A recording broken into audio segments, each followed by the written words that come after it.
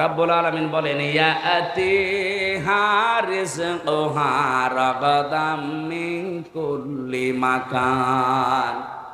বিশ্বের বিভিন্ন দিক থেকে তাদের দেশে জীবন উপকরণের জন্য যা লাগতো সব আসতো। আরে ভাই 47-এর আগের ইতিহাসগুলো আপনি পড়ে দেখেন, আমি তো দেখি নাই, শুধু পড়েছি। কি শান্তিতে ছিল তারা, কি অবস্থায় ছিল তারা। 850 বছরে এলাকাগুলো মুসলমান শাসন করেছে, একটা মানুষের ওপরে জুলুম অত্যাচার হয়েছে প্রমাণ নেই। যদি একটু কিছু পাওয়া যেত সঙ্গে সঙ্গে বিচার হয়ে যেত। বাদশাহ নুরউদ্দিন, বাদশাহ জাহাঙ্গীর, এর কাছে একটা বুড়ি মহিলা তার যুবতী পুত্রবধূকে নিয়ে এসে বলছে, বাদশাহ জাহাঙ্গীর, তোমার এলাকায় আমি বসবাস করি, আমার ছেলেটা প্রশাসনে চাকরি করে। প্রতিদিন রাতের বেলা একটা দুর্বৃত্ত এসে আমার ভয় দেখায়। আমার এই পুত্রবধূ খুব সুন্দরী, তার ইজ্জত সম্ভ্রম লুণ্ঠন করার জন্য তোমার কাছে বিচার দিয়ে গেলাম। আজকে রাতটা যদি নিরাপত্তা দিতে পারো আমাদের দাও, যদি না দিতে পারো তাহলে আমি সকালে এখান থেকে চলে যাব। যাওয়ার আগে একটা কথা বলে গেলাম, তুমি যে আল্লাহকে বিশ্বাস করো, কিয়ামতের দিন ওই আল্লাহর সামনে তোমার বিরুদ্ধে আমি নিজে মামলা দেব। বাদশাহ জাহাঙ্গীর কোনো কথা বলে না, চলে গেল বুড়ি মহিলা রাগ করে। যাওয়ার সময় বলছে, বাদশাহ আমি কিন্তু তোমাকে হতে দেখেছি, জন্ম নিতে দেখেছি, আমার সামনেই তুমি জন্ম নিয়েছো, একটা কথারও জবাব দিলে না। ঠিক আছে আমি গেলাম, কিয়ামত তো বিশ্বাস করো, কিয়ামতে হবে তোমার সাথে দেখা। রাতের বেলা হযরতে বাদশাহ জাহাঙ্গীর রহমতুল্লাহ আলাইহি উনি চলে গেলেন রাতে ঘোড়া নিয়ে। যে দেখলেন প্রাচীরের কাছে একটা ঘোড়া বেঁধে রাখা আছে আর ভেতরে আওয়াজ হচ্ছে, বাঁচাও বাঁচাও। উনি নিজের ঘোড়াটা পাশে রাখলেন, পাঁচির টপকিয়ে ভেতরে ঢুকলেন। বুড়ি মহিলাকে ডাক দিয়ে বলে যে টিম টিম করে আলো জ্বলছে, আলোটা লিভিয়ে দাও। ভেতরে যাওয়ার পরে ওনার পুত্রবধূর শরীরের উপরে যে অত্যাচার চালাচ্ছিল ওই ছেলেটা, ওই দুর্বৃত্ত, নিজে মাথাটার চুল ধরলেন, তরবারি বের করে এক কপি আলাদা করে দিলেন।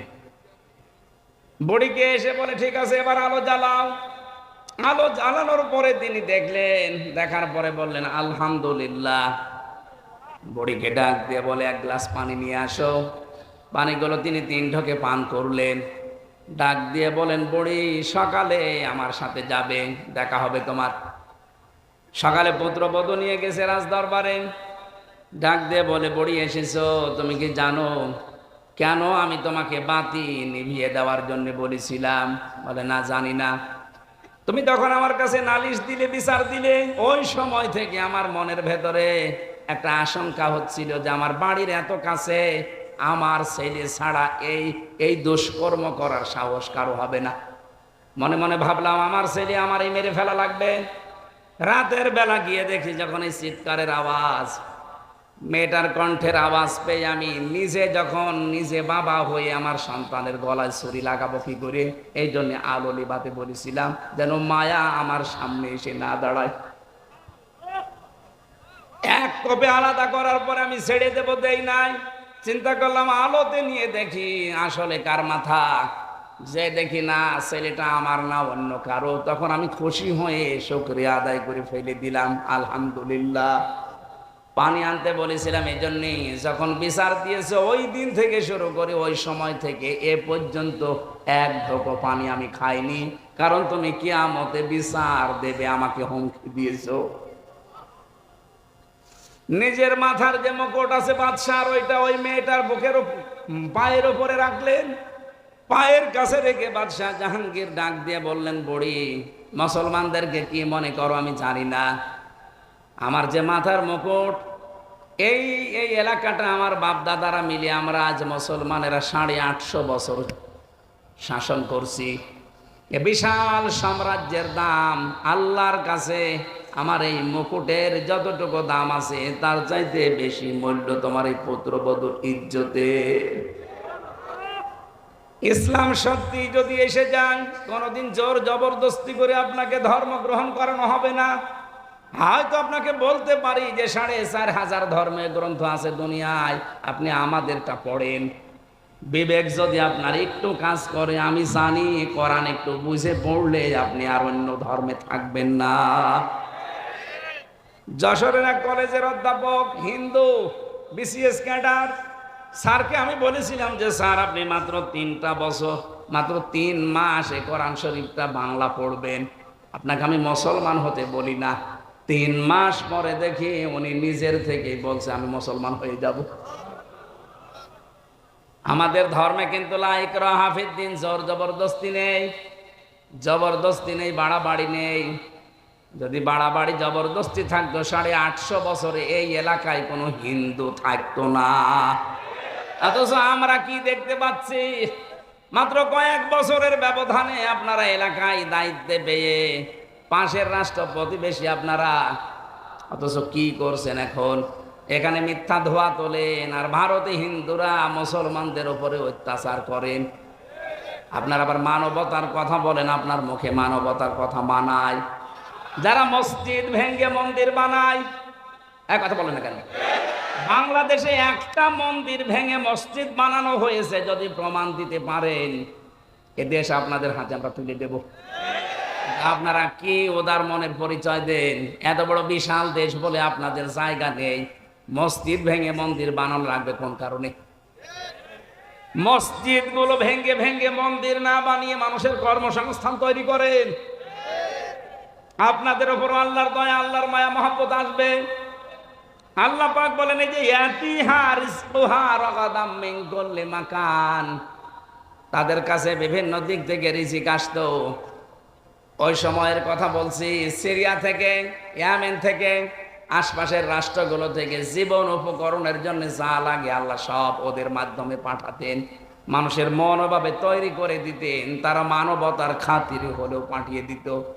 আমরা যদি আজ আফগানিস্তানের মতো আল্লাহর উপরে ঈমান এবং তাকওয়া অর্জন করতে পারি, শুধু পাকিস্তান না, শুধু তুরস্ক না, শুধু রাশিয়া না, বিশ্বের যত মানুষ আছে তাদের ভেতরে আল্লাহ আলাদা একটা মনুষ্যত্ব তৈরি করে দেবে, মানবতা বোধ জাগিয়ে দেবে। তারা বাধ্য হবে আমাদের জন্য জীবন উপকরণ সব পাঠিয়ে দিতে।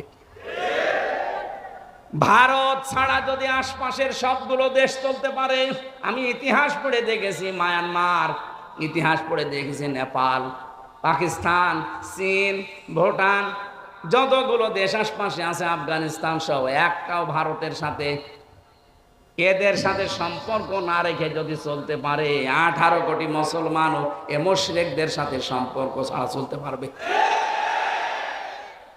কোনো দরকার নেই আপনাদের সাথে আমার।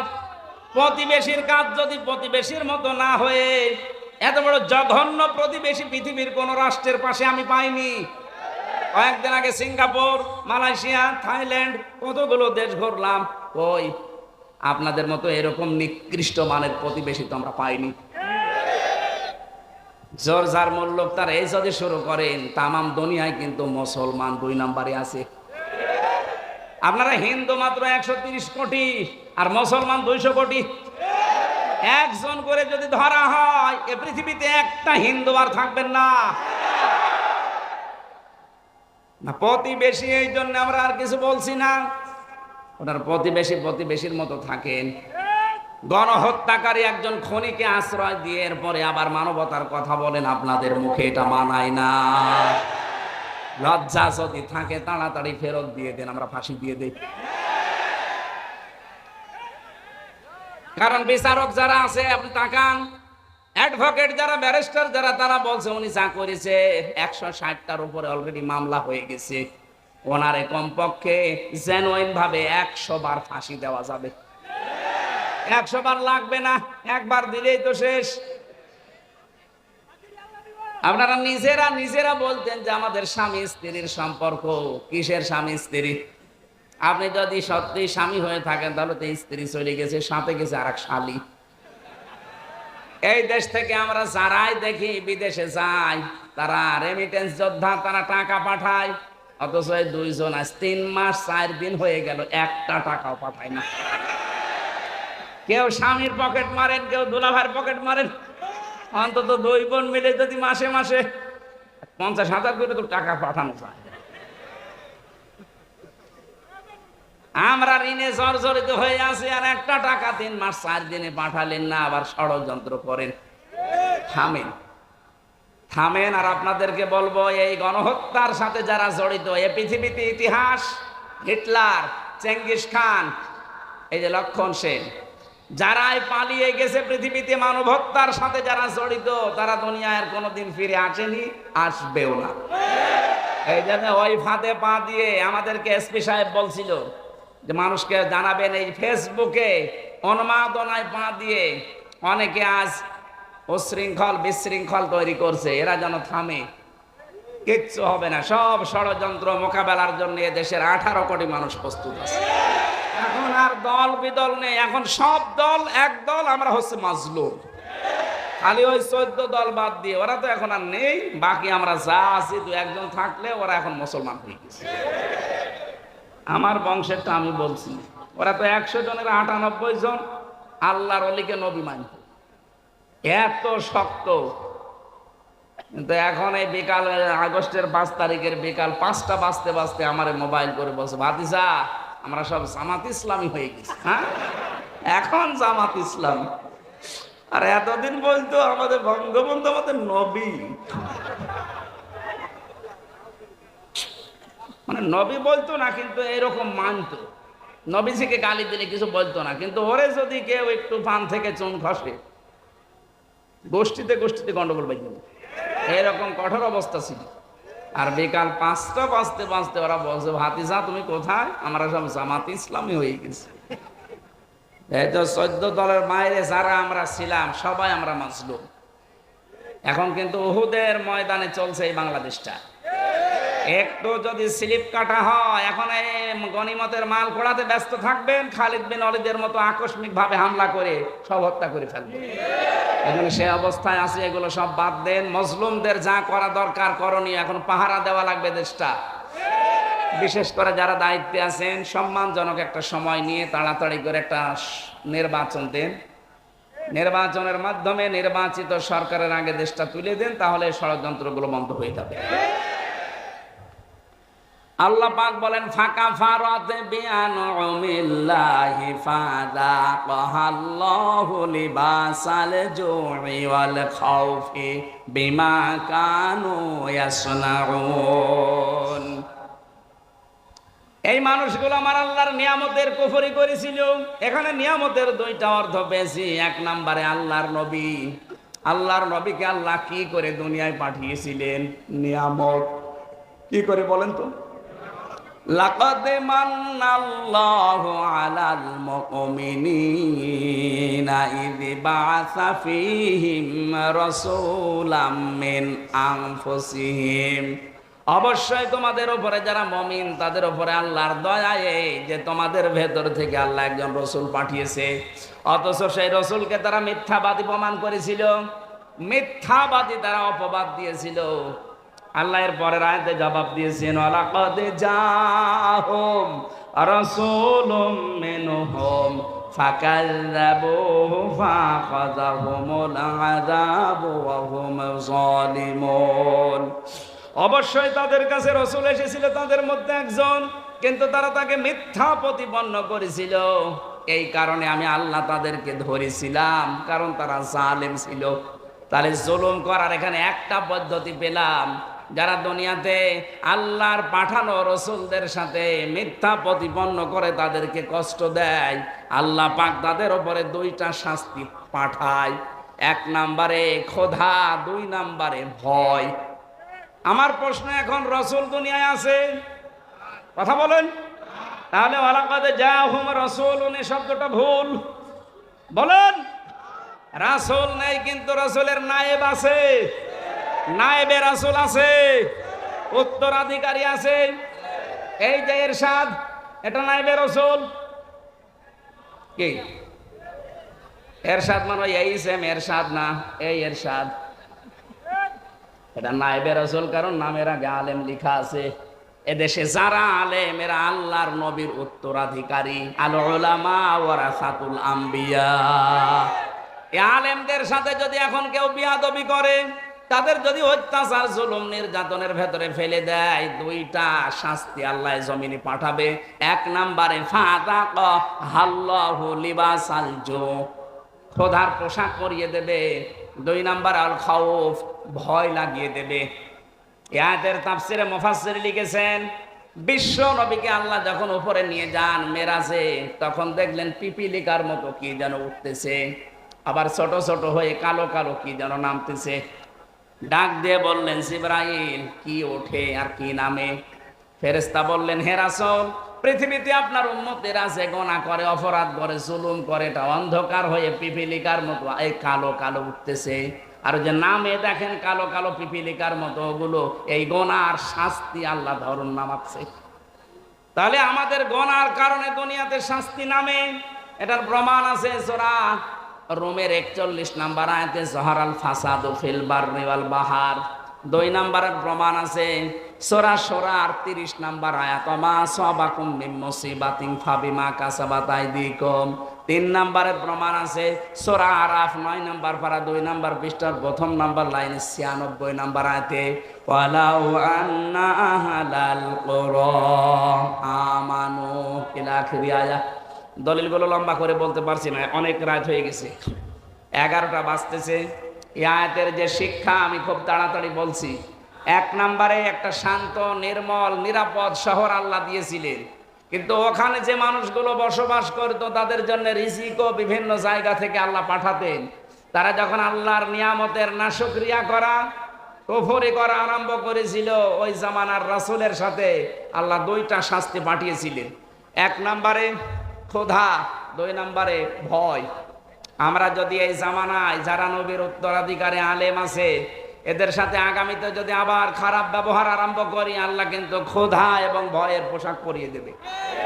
তখন আর মুক্ত হওয়া সম্ভব না, কারণ আল্লাহ যদি একবার ধরে তাহলে আর ছাড়ে না।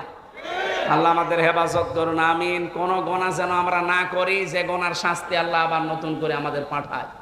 কারণ মানুষ যে ধরনের অপরাধ করবে, ওই ধরনের অপরাধের শাস্তি আল্লাহ তার উপরে দুনিয়ায় পাঠাবে। আল্লাহ আমাদের হেফাজত করুন।